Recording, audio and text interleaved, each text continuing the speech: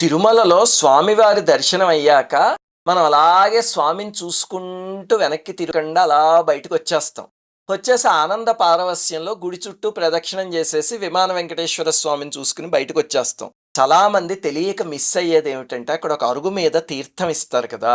ఈసారి అది తప్పకుండా తీసుకోండి. ఆ తీర్థానికి ఒక ప్రత్యేకత ఉంది. ఏమిటి అంటే, తిరుమల ఆలయంలో ఇంకొక డైమెన్షన్‌లో రాత్రిపూట బ్రహ్మాది దేవతలొచ్చి స్వామివారిని అర్చించుకుంటూ ఉంటారు.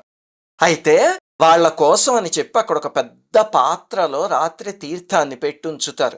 ఉంచితే బ్రహ్మగారు ఆ జలంతోనే అర్చన చేస్తారు అని పురాణంలో రాసుంది.